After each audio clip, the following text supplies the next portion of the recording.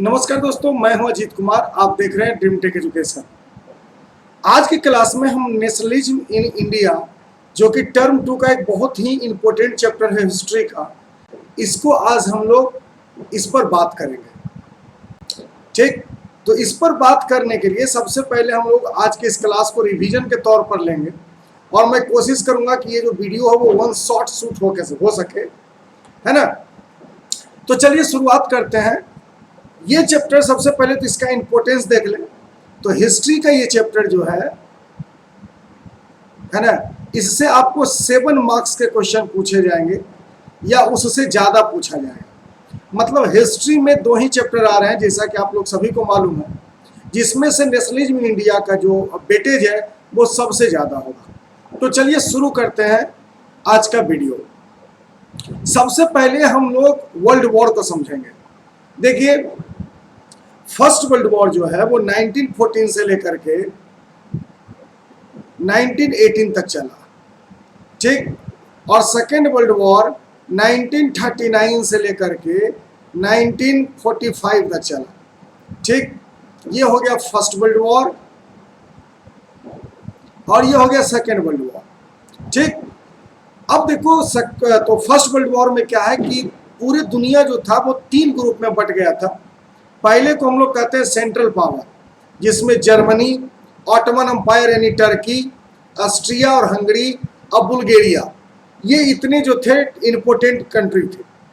उसी तरीके से अगर हम एलाइड पावर की बात करते हैं तो एलाइड पावर में great Germany, great Britain, France, रूस, यूनाइटेड स्टेट, जापान और इटली, जिसमें से यूनाइटेड स्टेट सबसे अंतिम में आकर जुड़ा है ना 1917 में। और कुछ देश ऐसे थे जो न्यूट्रल था, है ना। कुछ देश ऐसा था जो न्यूट्रल था, जैसे स्पेन, स्विट्जरलैंड, नॉर्वे, स्वीडन, ये सब जो था वो न्यूट्रल कंट्री था। अब हम बात करते हैं सबसे पहले कि ये सर नेशनलिज्म है क्या। What do you mean bye nationalism? तो ये एक तरीके का आइडियोलॉजी है जो एम्फेसाइज करता है लॉयलिटी को, डिवोशन को और एलिगेंस को, है ना, जो कि किसका हो सकता है, नेशन स्टेट का हो सकता है। मतलब हम लोग कह सकते हैं कि nationalism is an ideology that emphasise loyalty, devotion और एलिगेंस टू ए नेशन और nation state and hold that such obligation outweigh other individuals of group interest. यानी वैसा प्रत्येक चीज सर जो मिला करके क्या कहे, वो प्रत्येक चीज को हम लोग नेशनलिज्म कहेंगे जो आपको नेशनल सेंटीमेंट क्रिएट करने में मदद करता हो, ठीक। तो इसी को हम लोग नेशनलिज्म के तौर पे समझते हैं। अब देखिए, सबसे पहली बात है कि अल्बर्ट आइंस्टाइन जो फिजिसिस्ट थे, आप लोग को मालूम होगा कि इन्होंने एक फॉर्मूला दिया था जिसको कहते हैं theory of relativity, E = mc²। Modern physics में सबसे ज्यादा काम इन्होंने ही किया था। इनके मुताबिक nationalism on my opinion is nothing more than idealistic rationalization for militarism and aggression. इनका कहना था कि नेशनलिज्म अगर इनके पॉइंट ऑफ व्यू से समझा जाए तो वो क्या है सर, एग्रेशन क्रिएट करने का एक तरीका है, ठीक। चलिए अब आगे बढ़ते हैं। सबसे पहले बात करते हैं implication of first world war. First world war का क्या क्या इम्प्लीकेशन पड़ा इंडिया पर। तो इस चैप्टर को पूरा हम लोग इंडिया के पॉइंट ऑफ व्यू से देखेंगे।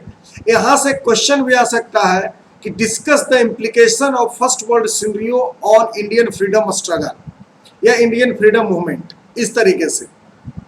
तो सबसे पहले क्या देखेंगे कि ये implication of first world war था क्या, है ना।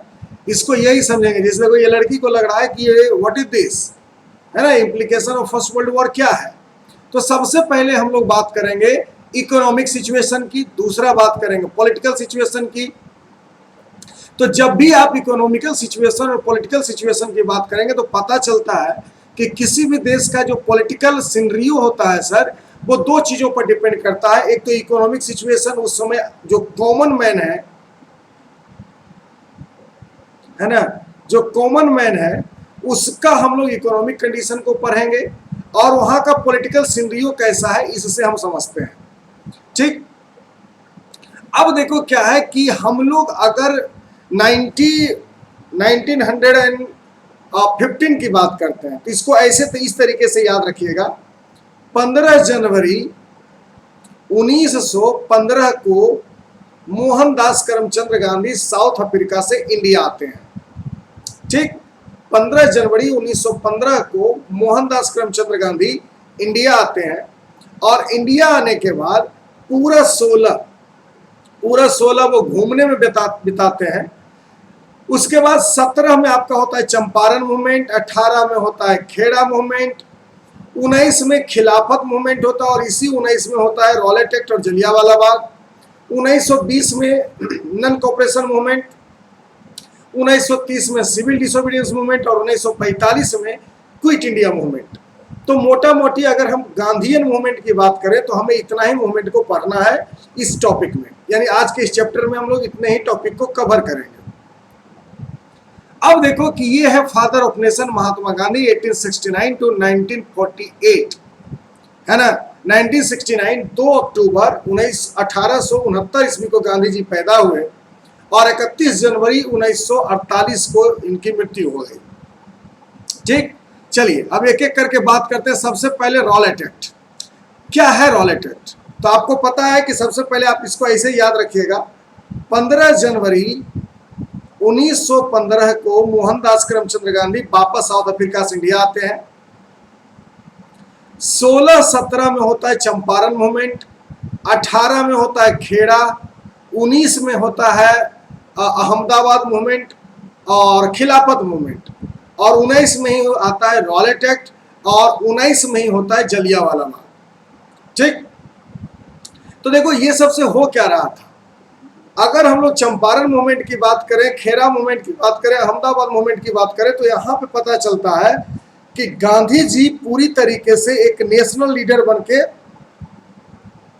उभर चुके थे, जिसके कारण गवर्नमेंट को दिक्कत होने लगी थी, जो उस समय की ब्रिटिश इंडिया गवर्नमेंट थी।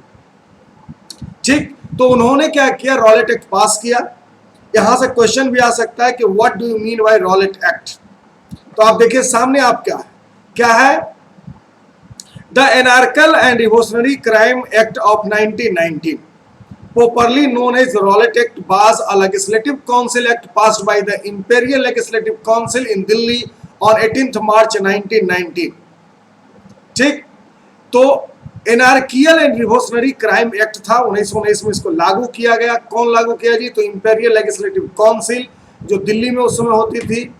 पास डेट क्या है? तो 18 मार्च 1919। काउज क्या था? देखो, dissatisfaction after world war 1। World war 1 में जो अंग्रेज लोग जो आउटपुट चाहे थे वो उनको मिला नहीं था। ठीक, और दूसरा क्या है कि आप कह सकते हैं कि इंडिया का जो बहुत बड़ा पॉपुलेशन था, अब वो पॉपुलेशन जाग चुका था, उसे पता चल चुका था कि सर हम लोग गुलाम हैं, तो इसको वो आसानी से रूल्ड नहीं कर पा रहे थे, है ना, और कंट्रोल नहीं कर पा रहे थे, जिसके कारण रॉलेट एक्ट लाए। क्या क्या एक्शन इसका हुआ? इसका एक्शन है कि रॉलेट एक्ट जो था उस समय जो पुलिस मैन है उसको इनॉर्मस पावर दिया, है ना, give large amount of power to the government. ठीक, place several restrictions on the freedom of the press, मतलब जो फ्रीडम ऑफ प्रेस है उसको रिस्ट्रिक्ट कर दिया गया। इसी रिस्ट्रिक्शन को कह सकते हो तुम लोग सेंसरशिप, है ना, CENCERSHIP, सेंसरशिप मतलब होता है प्रेस पर पाबंदी। अब वो जो भी चीज लिखेगा गवर्नमेंट के मर्जी से लिखेगा। ठीक, उसके बाद जिस भी आदमी पर उसको शंका हो उसको कहा जाता है suspects. Suspects would be detain in jail for up to 12 year without charge और विदाउट ट्रायल।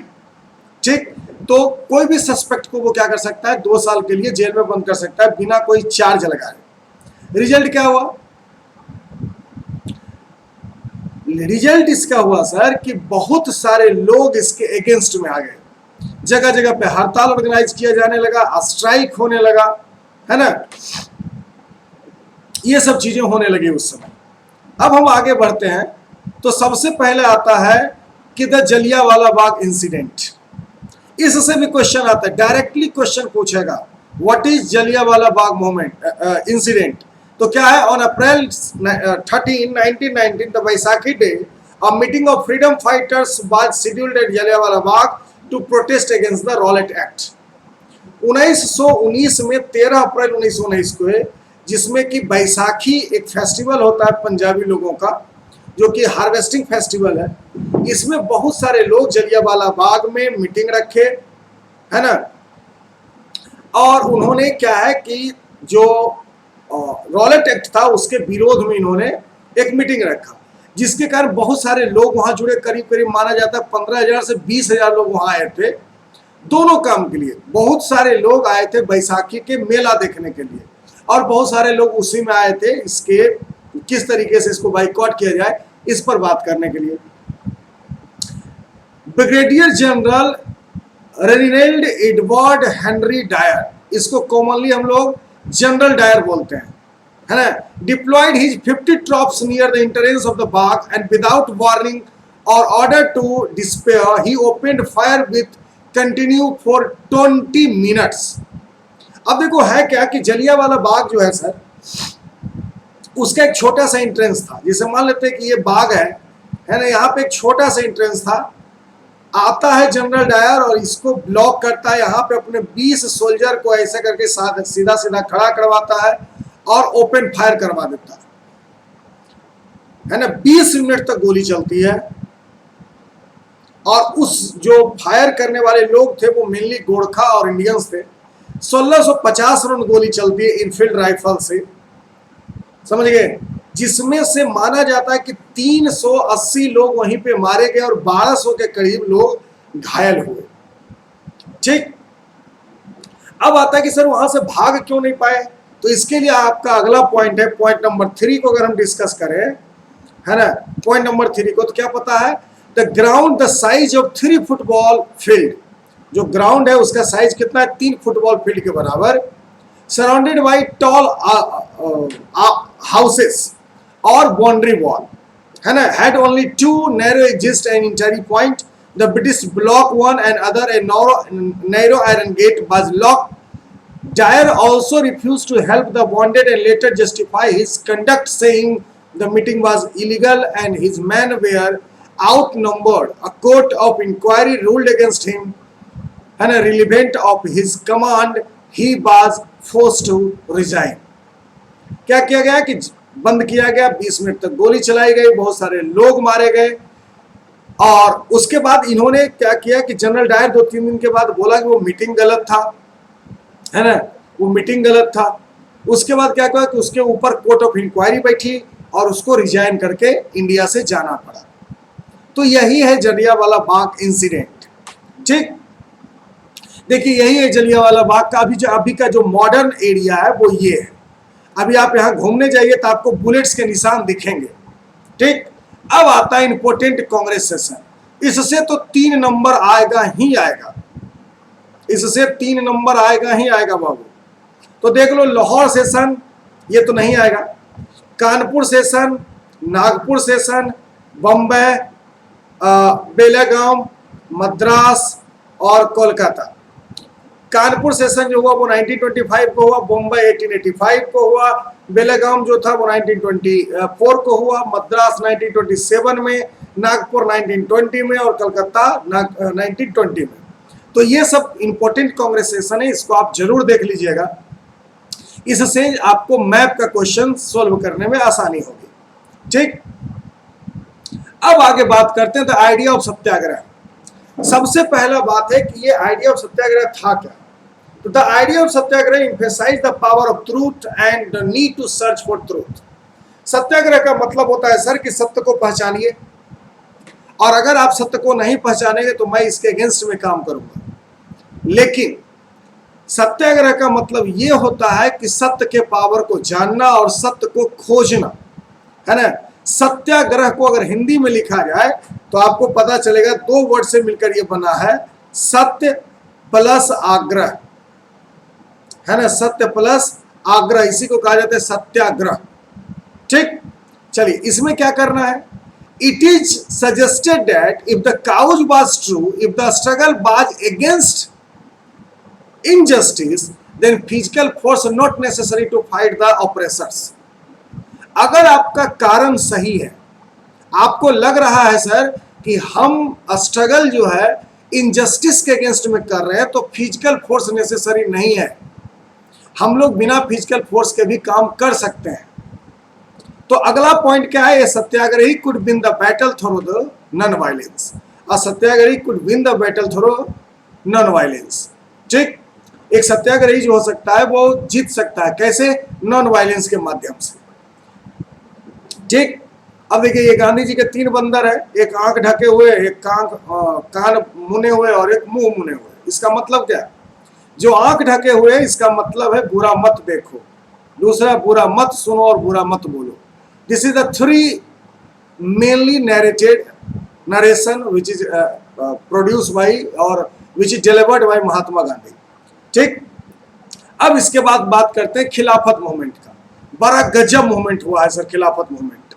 देखो हुआ क्या कि फर्स्ट वर्ल्ड वॉर में टर्की जो था वो हार गया, ऑटोमन एम्पायर टर्की, और वहां के जो राजा थे इसके बारे में एक र्यूमर फैला कि उनके ऊपर हार्श ट्रीटी साइन करवाया गया है, और वहां के जो राजा थे वो इस्लामिक वर्ल्ड के हेड थे, स्पिरिचुअल हेड।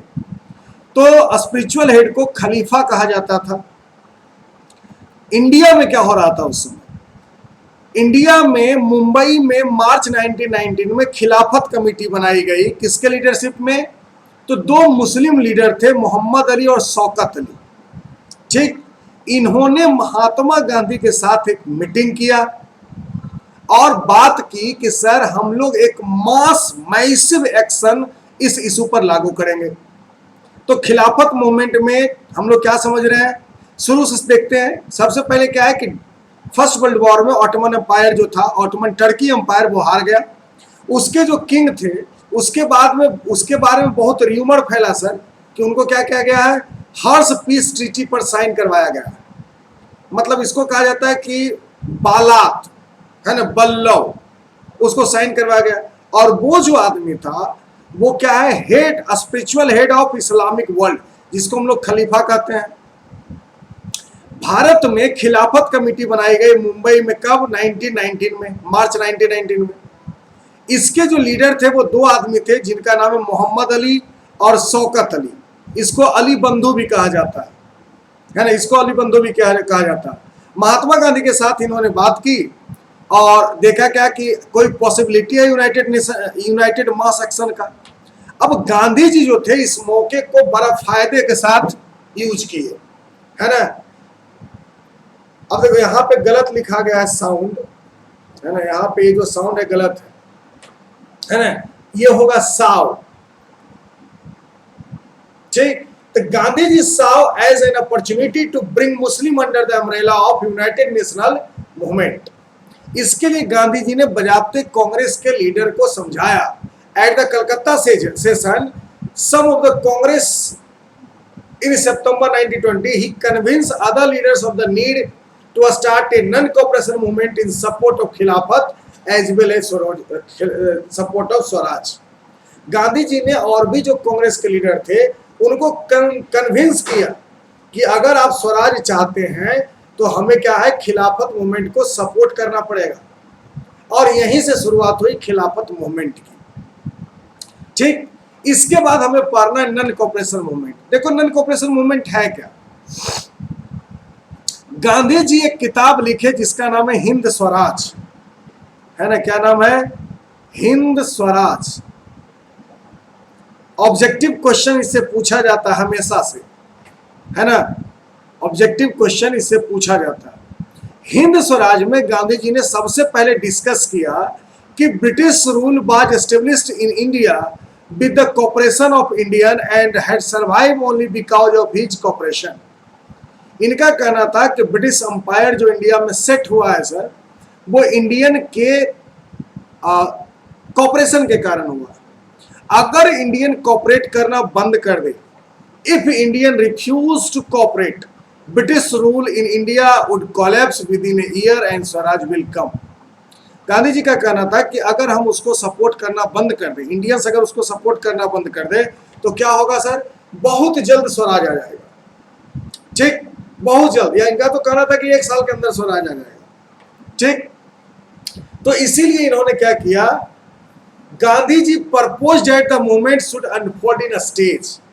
गांधी जी का कहना था कि ये जो हम लोग मूवमेंट कर रहे हैं सर, ये स्टेज बाय स्टेज होगा, एक ही साथ नहीं होगा, स्टेज बाय स्टेज होगा। तो सबसे पहला क्या करना है, तो सबसे पहला इन्होंने सरेंडर ऑफ टाइटल की बात की।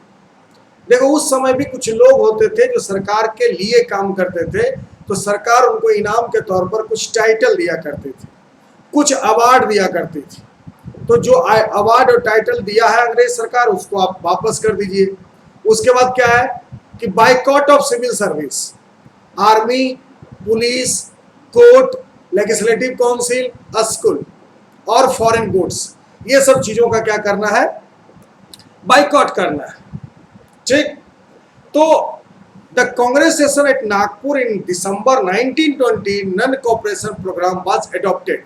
इससे भी ऑब्जेक्टिव क्वेश्चंस पूछे जाते हैं, तो इस पर भी आप विशेष ध्यान दीजिएगा। इस पॉइंट पर नागपुर सेशन में जो कि 1920 में हुआ था, वहीं से नन कोऑपरेशन प्रोग्राम को एडॉप्ट किया गया। ठीक। चलिए इसके बाद आगे बढ़ते हैं, है ना।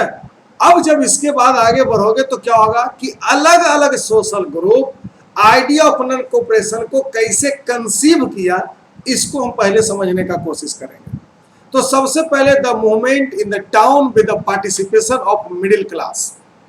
देखो दुनिया में जितने भी रिवॉल्यूशंस हुए हैं, है ना, जितना भी रिवॉल्यूशन हुआ है वो सब मिडिल क्लास के पार्टिसिपेशन के कारण हुआ है। ठीक, मिडिल क्लास के पार्टिसिपेशन के कारण होता है। अगर मिडिल क्लास पार्टिसिपेट नहीं करे तो कोई भी रिवॉल्यूशन नहीं हो सकता है सक्सेस। तो सबसे पहले क्या करेंगे, टाउन में मूवमेंट को समझेंगे कैसे, तो मिडिल क्लास के पार्टिसिपेशन से। देखिए सबसे पहला क्या है कि the movement started with middle class participation in city. लोग जो थे शहर में, क्या हुआ कि बहुत सारे लोग इससे जुड़े।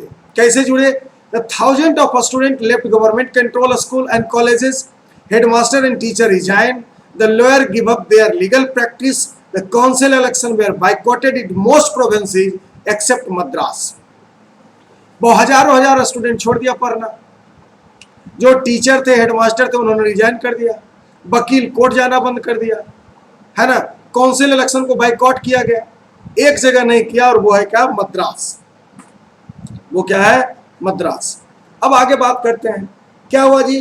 The effects of non cooperation on the economic front were more dramatically. ये जो लोग फॉरेन क्लॉथेज को बाइकॉट कर रहे थे, इससे क्या हुआ कि जो इकोनॉमिक फ्रंट था अंग्रेजों का, वो गड़बड़ा गया। कैसे गड़बड़ाया, तो फॉरेन गुड्स नेवरली coated, liquor shop picketed and foreign cloth burn huge bonfire. ठीक, फॉरेन गुड्स जो था सर, उसको बाइकॉट किया गया। अगर लिक्वर शॉप की बात करते हैं, लिक्वर शॉप कहा जाता है शराब की दुकान को, वहां पे पिकेटिंग की गई। पिकेटिंग का मतलब होता है महिलाएं चारों तरफ से दुकान को घेर लेती थी और हाथ में हाथ पकड़ के खड़े हो जाती थी, और फॉरेन क्लॉथेज का आग लगाया गया। ठीक, जिसके कारण क्या हो गया, the import of foreign clothes half between 1921 to 22, its value dropping from ₹100 crore to 57 crore. 1921-22 में जो फॉरेन क्लॉथ का इंपोर्ट जो इंडिया में हो रहा था, उसकी वैल्यू थी 102 करोड़ से घट करके 57 करोड़ के आसपास आके रुकी। ठीक, production of Indian mills and handloom went up. India में जो लोग खादी का कपड़ा बना रहे थे या जो हैंडलूम पर काम हो रही थी, उसकी जो पोजीशन थी, जो उसका इनकम था या उसका जो प्रोडक्शन था, वो बहुत ज्यादा आगे बढ़ा। ठीक, अब हम लोग पढ़ेंगे कि why non cooperation movement in the city gradually slow down. देखो शहर में सबसे पहले नॉन कोऑपरेशन मूवमेंट क्यों स्लो डाउन हो गया, तो इसके बहुत सारे कारण हैं। सबसे पहला है कि khadi clothes was often more expensive than mass production mill cloth and poor people could not afford to buy it. Khadi का जो कपड़ा था सर, वो ज्यादा महंगा था। मील प्रोडक्शन में जो चीजें होती थी वो कम महंगी थी, इसीलिए गरीब आदमी अफोर्ड नहीं कर पा रहा था। दूसरा, for the movement to be successful, alternative Indian institution has been set up so that they could be used in place of the British ones. अब देखो जो स्टूडेंट स्कूल कॉलेज छोड़ा था उसको क्या करना मिलना चाहिए था सर, तो एक अलग स्कूल मिलना चाहिए था जहाँ पढ़ाई हो सके। जो टीचर और प्रिंसिपल स्कूल छोड़ के निकले थे उनको भी एक नया मिलना चाहिए था ऑर्गेनाइजेशन जहाँ वो काम कर सके। ऐसा नहीं हुआ, यानी कि जो इंडियन इंस्टीट्यूशन था, अल्टरनेट इंडियन इंस्टीट्यूशन जिसको कह सकते हो, वो अच्छे तरीके से सेटअप नहीं हुआ, और अगर सेटअप हुआ भी तो वो रिक्वायर्ड नंबर में नहीं था। ठीक, इसके बाद बात करते हैं कि student and teacher being trickling back to government school and lawyer join back work in government court, जिसके कारण स्टूडेंट और टीचर जो था वो वापस स्कूल ज्वाइन कर लिए, वकील साहब जो थे वो कोर्ट ज्वाइन कर लिए। तो ये सब कारण था जिसके कारण शहर में सबसे पहले नॉन कोऑपरेशन मूवमेंट क्या हुआ, स्लो डाउन हुआ। अब हमको पढ़ना है rebellion in country side. Rebellion in country side का मतलब क्या होता है? रिबिलियन इन कंट्री साइड का मतलब होता है कि गांव में क्या हो रहा था सर। तो इसको समझने के लिए बात करते हैं सबसे पहले अवध में। अवध में एक व्यक्ति थे जिनका नाम था बाबा रामचंद्र, है ना, बाबर नहीं बाबा, ये एन नहीं होगा यहाँ पे। ठीक, तो बाबा रामचंद्र सन्यासी थे और इंडेचुअर्ड लेबर थे। ठीक, देखो हुआ क्या कि the movement here was against taluqdar and landlord. देखो हुआ क्या, जो जमींदार लोग थे उन्होंने क्या किया कि लोगों को जमीन देते थे, उससे काम करवाते थे, और काम करवाने के बाद उनसे जो रेंट वो वसूलते थे वो ज्यादा मात्रा में था। ठीक, और इसके कारण क्या था कि लोग तालुकदार और लैंडलॉर्ड से बड़ा खफा थे। जो किसान लोग थे या जो काम करते थे लोग, खेतीहर मजदूर थे, उनको काम के बदले में कोई पेमेंट नहीं दिया जाता था, और जब काम के बदले पेमेंट नहीं दिया जाए तो उसको बेगार कहते हैं, है ना, उसको क्या कहते हैं, बेगार। एंड बैक एक landlord form without any payment, बिना किसी काम का, बिना किसी पैसे का उनसे काम करवाया जाता था, जिसके कारण बहुत सारे जगह पे नाई धोबी बंद ऑर्गेनाइज किया गया पंचायत के द्वारा, लैंडलॉर्ड के सर्विस को डिनाई किया गया। तो यही था, बाद में पंडित जवाहरलाल नेहरू वहां आए, है ना, पंडित जवाहरलाल नेहरू आए और उन्होंने बाबा रामचंद्र के साथ मिलकर के अवध किसान सभा की स्थापना की। अब थोड़ा सा देखते हैं कि अवध किसान सभा में बाबा रामचंद्र कौन थे। तो सबसे पहले ट्रेड यूनियन लीडर थे सर, फार्मर को ऑर्गेनाइज किए अवध किसान सभा के लिए, है ना, इंडिविजुअल लेबर थे फिजी के, और ऐसा माना जाता है कि वो हमेशा अपने साथ रामचरितमानस रखते थे। ठीक, और prime figure in Kamalakant Tripathi history based novel Bedakhal. Kamalakant Tripathi का एक नॉवेल है बेदखल, जिसके मेन कैरेक्टर थे। ठीक, चलिए अब आगे बढ़ते हैं। मूवमेंट इन हिली एरिया, यार इससे तो क्वेश्चन पूछेगा ही पूछेगा, है ना, मूवमेंट इन हिली एरिया से क्वेश्चन पूछेगा ही पूछेगा। या फिर कह सकता है कि what is the contribution of Alluri Sitaram Raju in Indian freedom struggle. ये दोनों तरीके से क्वेश्चन पूछा जा सकता है। इसका जवाब इसी तरीके से लिखेंगे, in the Gudem hills of Andhra Pradesh a militant guerrilla movement spread in early 1920s under the leadership of Alluri Sitaram Raju. Gudem hills कहाँ है? आंध्र प्रदेश में। इससे ऑब्जेक्टिव क्वेश्चन पूछे जा सकते हैं। मिलिटेंट गुरिल्ला क्या होता है? तो इसमें क्या होता है सर, बस 20-25 लोग होते हैं और छेक के मारते हैं लोगों को। किन के लीडरशिप में था? तो ऑलरेडी सीताराम राजू। अब ऑलरेडी सीताराम राजू खुद एक इंटरेस्टिंग कैरेक्टर है हिस्ट्री का, है ना। अब देखो प्रॉब्लम कहां से शुरू हुआ, तो जो जंगल में लोग रहते, आदिवासी लोग जो रहते थे, कॉलोनियल गवर्नमेंट क्या की कि फॉरेस्ट में ला दिया एक लॉ जिसको कहते हैं इंडियन फॉरेस्ट एक्ट। इसमें क्या था कि जो लोग थे उनको जंगल में घुसने के लिए मना कर दिया गया, वो अपना जानवर वहां नहीं चला सकते थे, और अपने जलावन के लिए वहां से लकड़ी जो होता है ना, फ्यूल, उसको वो कलेक्ट नहीं कर सकते थे, फ्रूट नहीं ला सकते थे। तो इसके कारण क्या हो गया कि they consider Sitaram Raju as an incarnation of God. ऐसा माना जाता है बाबू कि सीताराम राजू को लोग भगवान का अवतार मान लिए, inspired by Gandhi's non cooperation movement. और राजू साहब जो थे वो गांधी जी के नॉन कोऑपरेशन मूवमेंट से बहुत ज्यादा इंस्पायर्ड थे। Raju persuaded the Gudem rebels to wear khadi and give up drinking. इन्होंने लोगों को बोला कि भैया खादी पहनो और दारू पीना बंद करो, लेकिन उसी समय ये गांधी जी के एक चीज को नहीं मानता था और वो था नॉन वायलेंस। इसका कहना था कि India could liberate only by the use of force. India जो है कैसे आजाद हो सकता है सर? तो जब तक हम लोग फोर्स अप्लाई नहीं करेंगे तब तक इंडिया आजाद नहीं हो सकता। आई बात समझ में? तो इसीलिए ऑलरेडी सीताराम राजू को इंटरेस्टिंग कैरेक्टर भी बोला जाता है। ये यहां तक बोल दिया था कि लोग हमको गोली भी मार देगा तो हम नहीं मरेंगे, है ना। बहुत सारा प्रिडिक्शन देता था। तो ये सब, और ये जो गुडेन रिबेल्स होते थे वो पुलिस स्टेशन पर अटैक करते थे, ब्रिटिश ऑफिसर्स को मारते थे गोरिल्ला वॉरफेयर के लिए, है ना। अब यही है कि इंडियन फॉरेस्ट एक्ट है क्या। तो देखो 9th क्लास में तुम लोग पढ़ा होगा कि 1874 में डाइट्रिच ब्रैंडिस नाम का एक व्यक्ति था जिन्होंने इंडियन फॉरेस्ट एक्ट को लागू किया 1865। 2-3 बार इस पर अमेंडमेंट भी आया है 1964, 65 और 65 में, और 1865 और 1878 में इस पर बहुत सारे वो क्या उसको कह सकते हैं सुधार भी आए हैं, है ना। यही देखो बाबा रामचंद्र का फोटो है, ठीक। बाद में क्या किया, बाबा रामचंद्र को पकड़ करके फांसी दे दी गई। अब हमें पढ़ना है स्वराज इन प्लांटेशन। देखो हुआ क्या कि प्लांटेशन क्या होता था कि टी गार्डन में लोगों को रखा जाता था चाय तोड़ने के लिए, चाय पत्ती तोड़ने के लिए, ठीक। और इसमें होता क्या था सर कि ऐसा बोला जाता था कि उन लोग को छुट्टी दिया जाएगा, लेकिन बहुत कम ऐसे लोग होते थे जिनका छुट्टी ग्रांट होता था, है ना। तो plantation worker in tea garden has to seek promise before living. तो परमिशन लेना पड़ता था छोड़ने के लिए। Moreover the plantation worker they are rarely given permission to move out. तो ऐसे लेबर को बहुत कम परमिशन मिलता था कि आप बाहर जा सके। This rule was implemented as per the Inland Immigration Act of 1859।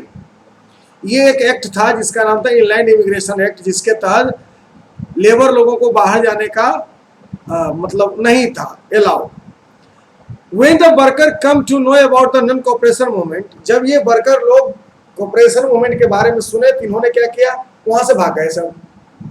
और जब सब भाग गया विदाउट एनी परमिशन का, तो क्वेश्चन है सर वो घर नहीं पहुंचा। क्यों नहीं पहुंचा? क्योंकि बस ट्रेन सब तो हड़ताल पे था। ये लोग को पकड़ा गया और कस के धुना गया, फिर ठीक बहुत मार मारा इसको,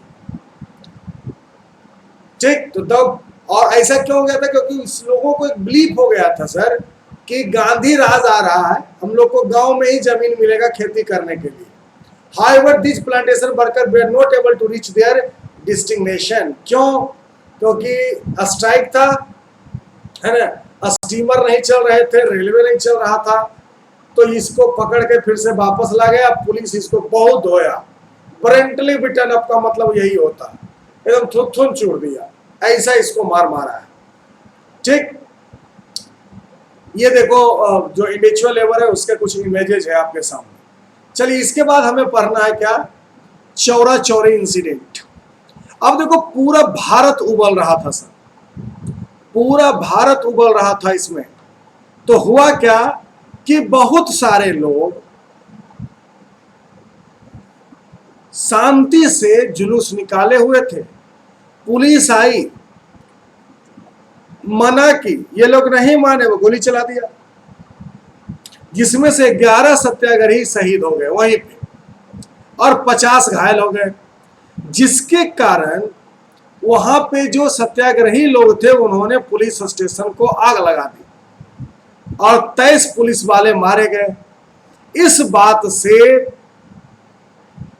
गुस्सा में आकर के गांधी जी ने क्या किया, नॉन कोऑपरेशन मूवमेंट को वापस कर लिया। अब ये देखो different view with Congress. Congress में उस समय अलग अलग तरीके का व्यू चल रहा था। कुछ लोगों का मानना था कि सर मतलब ऐसे समझो कि मेनली 2 तरीके के लोग थे। एक वैसे थे जो रेडिकल थे, है ना, जिनका कहना था कि सर ऐसे नहीं जाएगा, इसको मारना पड़ेगा, जिससे सुभाष चंद्र बोस है ना, लाला लाजपत राय, ये सब लोग जो थे वो रेडिकल थे। और कुछ गांधी जी के आसपास के लोग थे, जैसे ये पंडित नेहरू हो गए, है ना, सरदार पटेल साहब हो गए। तो ये लोग का मानना था कि सर अहिंसा से भी रास्ता निकाला जा सकता है। तो इसी बीच हम लोग को पढ़ना है साइमन कमीशन, ठीक। Indian statutory commission also known as Simon Commission was a group of 7 member of parliament under the chairmanship of sir John Simon, जिसको विस्काउंट, फर्स्ट विस्काउंट साइमन भी कहा जाता है। ये कमीशन इंडिया आया 1928 में और कॉन्स्टिट्यूशनल रिफॉर्म्स की बात किया, है ना, कॉन्स्टिट्यूशनल रिफॉर्म्स। ये जो साइमन कमीशन थे, सबसे पहले तो इसमें एक भी मेंबर इंडियन नहीं था। अब तुम समझो, इंडिया के लोगों के बारे में लॉ बनाना है और इंडिया के कोई लोग नहीं हो, तो ये तो दिक्कत वाली बात है सर, जिसके कारण पूरे इंडिया में इसका जबरदस्त विरोध देखने को मिला साइमन कमीशन का, ठीक। अब देखो क्या हो गया कि जब साइमन कमीशन और वो बोलने आया कि भाई इंडिया को हम क्या करेंगे, टेरिटोरियल का एक दर्जा दे देंगे, लेकिन लोगों का कहना था नहीं, हम लेंगे पूर्ण स्वराज। तो अब आता है कि डिमांड ऑफ पूर्ण स्वराज क्या था। The Indian national Congress on 19 दिसंबर 1929 इन्होंने एक रिजोल्यूशन पास किया जिसका नाम था पूर्ण स्वराज, लाहौर सेशन में। और लोगों से अपील की गई कि 26 जनवरी 1930 से हम लोग इंडिपेंडेंस डे मनाएंगे, ठीक। हम लोग क्या करेंगे, इंडिपेंडेंस डे मनाएंगे, क्योंकि साइमन कमीशन का कहना था कि डोमिनियन स्टेटस देंगे इंडिया को।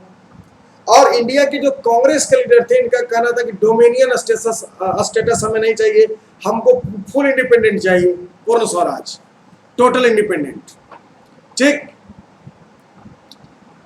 और इसी में जवाहरलाल नेहरू ने सबसे पहला पूर्ण स्वराज की घोषणा की थी और झंडा भी लहराया था, तिरंगा, ठीक। अब आता है साल्ट मार्च। साल्ट मार्च का जो टॉपिक है, ये तो तुमको टंग होना चाहिए, टंग ट्विस्ट होना चाहिए। देखो, साल्ट मार्च को समझने में कुछ नहीं, सबसे पहले याद रखिए अप्रैल 1930 लोगों का कहना था कि सिविल डिसोबीडियंस मूवमेंट जो था गांधी जी के जो लागू किए थे, है ना। अब देखो है क्या कि साल्ट पर लग गया था टैक्स, है ना।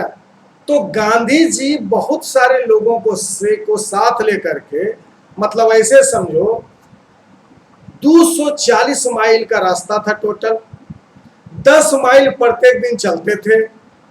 हजारों लोग इनके साथ जुड़ गए और जाके भाषण देते हुए जाते थे। कहां से, साबरमती से दांडी गए और वहां पे 76 फॉलोअर के साथ जो शुरू किया गया था यात्रा, वो 60,000 लोगों तक पहुंच गया। और यहीं से शुरुआत होती है सिविल डिसोबीडियंस मूवमेंट की। सिविल डिसोबीडियंस मूवमेंट में क्या है कि वहां पे जाकर के जब इन्होंने नमक को उबाल करके, यानी समुद्र के पानी को उबाल करके नमक बनाया, तो इसी को कहा जाता है साल्ट मार्च। अब देखिए यहाँ पे स्लाइटली डिफरेंस है दोनों में। आपको क्वेश्चन में पूछा जा सकता है कि what is the difference between non cooperation movement and civil disobedience movement. तो देखो, नॉन कोऑपरेशन मूवमेंट में लोगों को कहा गया था कि मतलब जो ब्रिटिश है उसको हम लोग सपोर्ट नहीं करेंगे, लेकिन सिविल डिसोबीडियंस मूवमेंट में ये कहा गया था कि हम उनके बनाए हुए कानून को तोड़ेंगे भी, ठीक। तो ये सब चीजें चल रही थी। अब हम बात करते हैं किसका, ब्रिटिश साल्ट एक्ट ऑफ 1882। इसके मुताबिक क्या था कि सर भारत में कोई भी आदमी नमक नहीं बना सकता या जमा नहीं कर सकता या बेच नहीं सकता, जबकि सभी जानते हैं कि चाहे अमीर हो चाहे गरीब हो, नमक सभी के फूड के लिए बहुत इंपॉर्टेंट चीज होता है, इसको स्टेपल फूड कहते हैं, ठीक। इसके बाद आता है civil disobedience movement. Gandhi ji के वर्ड में अगर कहा जाए तो the salt Satyagraha spiralled into the civil disobedience movement across India. अब इसमें क्या था, कंप्लीट फ्रीडम या टोटल इंडिपेंडेंस, जो भी कहो उसकी डिमांड रखी गई। और लोगों के बनाए गए, मतलब अंग्रेजों के बनाए गए कानून को तोड़ा जाने लगा। ठीक, तब इस पर बात करते हैं सिविल डिसोबीडियंस मूवमेंट कैसे शुरुआत हुआ। तो साल्ट मार्च से शुरुआत हुआ इसकी। और साल्ट मार्च क्या था जी, तो अंग्रेजों के द्वारा इम्पोज किया गया एक लॉ था जिसके मुताबिक कोई भी इंडियन ना तो बेच सकता है नमक को, ना तो खरीद सकता है नमक को, ना ही बना सकता है नमक को। तो 12 मार्च 1930 को गांधी जी ने दांडी मार्च किया, सी वाटर को वेपोराइज करके उससे साल्ट बना दिए। अब आता है कि इसका इफेक्ट क्या पड़ा। Effects of civil disobedience movement. People among rural areas also had opportunity to register their participation. पहला बार ऐसा हुआ सर कि गांव के लोग भी इसमें पार्टिसिपेट किए, महिलाएं भी पार्टिसिपेट की, जैसे कस्तूरबा गांधी, कमला देवी चट्टोपाध्याय, अवंतिका बाई गोखले, है ना, लीलावती मुंशी। तो ये सब लोग जो थे वो लीड किए। ठीक, और वहां पे कानून को नहीं तोड़ना था, यहां कानून को तोड़ना था, लेकिन नन वायलेंस को मोटो के साथ। On continuous suppression by the British this movement did not turn back, है ना। अब इसमें क्या होगा कि जब कानून को तोड़ना है, जिस कानून से लोग डर रहे हैं उसी को तोड़ना है, तो लोग ज्यादा एग्रेसिव होकर काम कर रहे थे इसमें। अब इसमें इस एग्रेशन के साथ हुआ क्या वो हम लोग देखेंगे। इस एग्रेशन के कारण देखो, जब भी कोई सोची समझी चीज की जाए, जब भी कोई सोची समझी चीज की जाती है तो उसके साथ कुछ अलग चीज लागू होते हैं। अगर तुम बिना सोचे समझे कोई काम कर दो तो उससे क्या होता है, उसका इफेक्ट अलग हो जाता है। ठीक, अब देखो इस समय हो क्या रहा था कि ब्रिटिश लोग बहुत सारे लोगों को अरेस्ट कर लिए, जिसके कारण जो गुस्साई हुई भीड़ थी वो पेशावर, जो कि अभी पाकिस्तान है, उसके रोड पे डेमोन्स्ट्रेशन कर रहे थे। गाड़ी जो था उसको आग लगा दिए, पुलिस फायरिंग हो गई, बहुत सारे लोग मर गए। 1 महीने के बाद गांधी जी को खुद अरेस्ट कर लिया गया, जिसके कारण इंडस्ट्रियल वर्कर जो था वो police post, government building, court, railway station, यानी वही सब प्रत्येक स्ट्रक्चर जो ब्रिटिश रूल का सिंबलाइज था सब पर अटैक किया। और जब वो सब पर अटैक किया तो जो गवर्नमेंट उस समय की थी, ब्रिटिश गवर्नमेंट, वो ब्रंटली रिप्रेस की इस मूवमेंट को। बहुत सारे लोगों को मारा गया, करीब करीब ऐसा कहा जाता है कि 1 लाख लोगों को अरेस्ट कर लिया गया।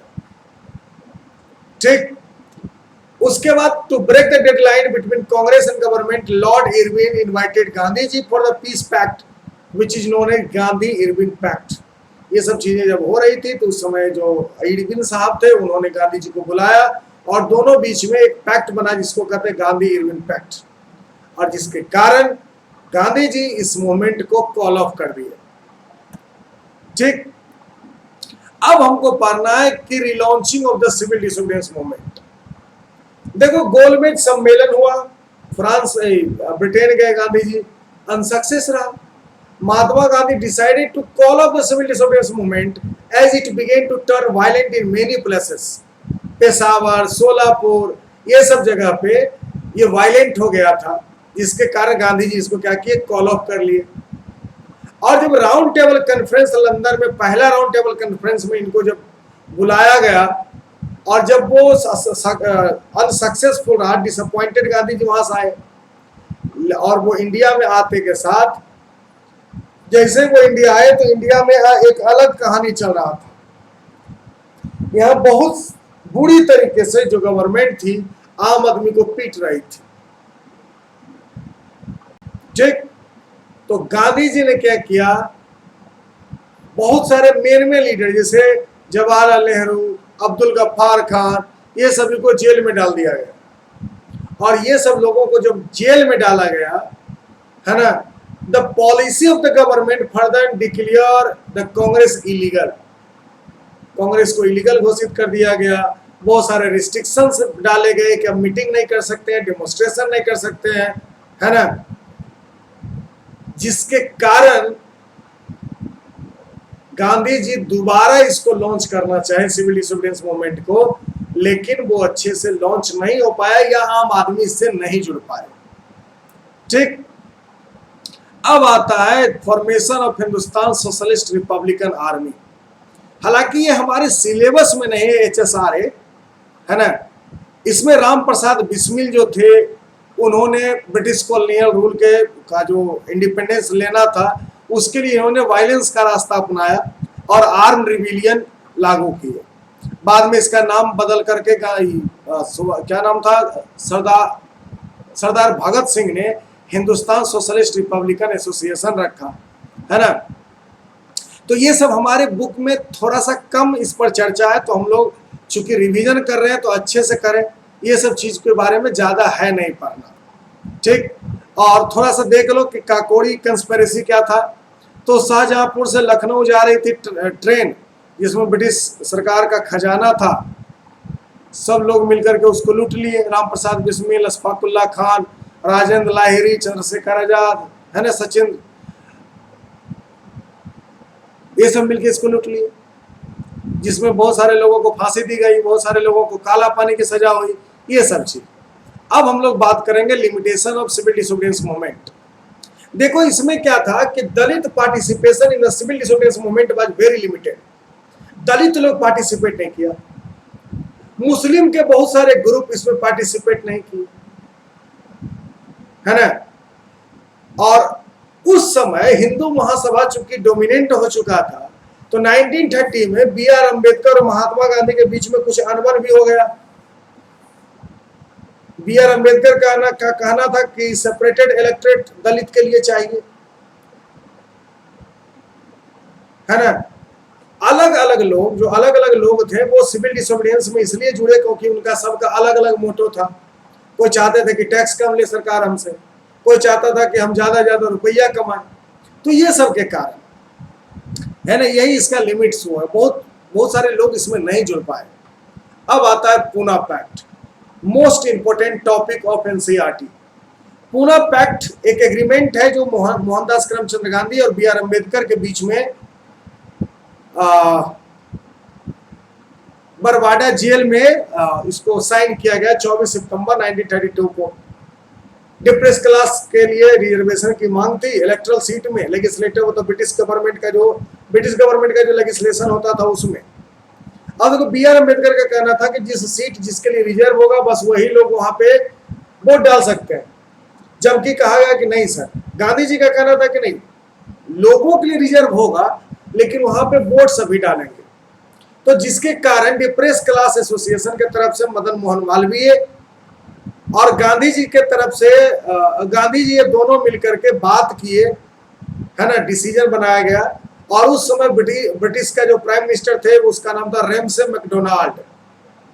तो इन्होंने सेपरेट इलेक्टोरेट्स दे दिया डिप्रेस क्लास को, है ना, प्रोविंशियल लेजिस्लेटिव असेंबली में। और ये जो दोनों का जो डिस्प्यूट्स था वो खत्म हो गया पूना पैक्ट के साथ। ठीक, अब देखो थोड़ा सा पढ़ना हिंदू महासभा के बारे में। हिंदू महासभा 1915 ईस्वी में बनती है, जिसको सर्वदेशक हिंदू सभा बोला जाता है। ठीक, 20वीं सेंचुरी के आसपास ये बना था। और अखिल भारतीय हिंदू महासभा राइट विंग से हिंदू नेशनलिस्ट आउटफिट था, जिसका देखो आपको दिख रहा है फ्लैग। और इसी के साथ हमको फिर पढ़ना है मुस्लिम लीग के बारे में, ऑल इंडिया मुस्लिम लीग, जिसको मुस्लिम लीग के नाम से जाना जाता है। ये पॉलिटिकल बॉडी थी जो 1906 में बनी और 1930 के आसपास आते आते ये पाकिस्तान का डिमांड रखने लगा, है ना, कि जब हम आजाद होंगे तो हमको अलग देश चाहिए। तो ये सब चीजें थी। अब आता है the sense of collecting belonging, हम लोग एक दूसरे के साथ कैसे कनेक्ट कर सकते हैं। तो इसके लिए नेशनलिज्म सबसे बड़ा तरीका है। Nationalism spread when people begin to believe that they all are part of the same nation. जब लोगों को लगने लगे कि वो सभी एक ही नेशन के लोग हैं, तो इसी को कहते हैं सेंस ऑफ कलेक्टिव बिलोंगिंग। कोई दिक्कत? और इसके लिए कुछ चीजें होती है, जैसे पॉपुलर प्रिंट होता है, हिस्ट्री होता है, फोक टेल्स होता है, national anthem, language, culture, song, ये सब के माध्यम से कलेक्टिव बिलोंगिंग किया जा सकता है। अब देखो एक टर्म यूज होता है जिसको कहते हैं एल्गोरी। ये सिंबॉलिक डिवाइस है सर, जिससे हम लोग आपस में किस तरीके से ज्वाइंट होते हैं, ठीक। और ये जो एल्गोरी होता है ये दो तरीके का होता है, एक तो होता है सिंबॉलिक और एक होता है लिटरल। एक होता है सिंबॉलिक और एक होता है लिटरल, ठीक। सिंबॉलिक में सिंबल का यूज किया जाता है, लिटरल में कोई सेंटेंस का यूज किया जाएगा, ठीक। जैसे देखो भारत माता सिंबॉलिक एल्गोरी है, जबकि वंदे मातरम लिटरल एल्गोरी है। अब आता है नेशनल सॉन्ग। बंकिम चंद्र चट्टोपाध्याय 1870 में वंदे मातरम लिखे, है ना। और सबसे पहले आनंद मठ एक नॉवेल है उसमें लिखा गया, और सबसे पहले भारत माता को भी इन्होंने बनाया। उसी तरीके से देखो पंडित जवाहरलाल नेहरू, पॉपुलर प्रिंट है ये, एनसीईआरटी में भी है। इसमें देखो छाती के बगल में एक किताब रखे हुए जिसमें भारत माता बनी हुई है। इसका सिंबलाइजेशन है कि भारत हमारे दिल में है। Nehru ji have shown holding the image of Bharat Mata and the map of India close to his heart in a lot of popular print nationalist leader are shown after their heads to Bharat Mata. The idea of sacrifice for the mother was powerful within popular imagination. अब यहाँ पे देखिए भारत माता का एक picture है, 20वीं शताब्दी में इसको बनाया गया है नेशनल सेंटिमेंट को क्रिएट करने के लिए, ठीक। ये फोटो जो है वो अभिनवनाथ टैगोर के द्वारा बनाया गया है भारत माता, और यहाँ पे भारत माता एक सन्यासी के रूप में दिखाई गई है ना, जो डिवाइन और स्पिरिचुअल को मेंटेन करती है। चलिए धन्यवाद। इस पूरे वीडियो को अगर आप अभी यहाँ आ गए हैं तो इसका मतलब है पूरे वीडियो को देखें। पूरा वीडियो को देखने के लिए धन्यवाद। मैं आपको गारंटी देता हूं कि इस पूरे वीडियो को देखने के बाद आपका नेशनलिज्म इन इंडिया का एक भी क्वेश्चन नहीं छूटेगा। इसी होप के साथ मैं अजीत कुमार आप लोगों का फिर से आपके अपने भविष्य के लिए दुआ करता हूं। आपका एग्जाम अच्छा जाए, अच्छे से लिखो, कंसंट्रेट होकर लिखो। 2 घंटे का समय इनफ समय होता है। 3-4 नंबर के क्वेश्चंस के लिए आप कोशिश करें कि 10 से 12 लाइन लिखें तो अच्छा परफॉर्म करेंगे, है ना। मैं हूं अजीत कुमार, साइन ऑफ।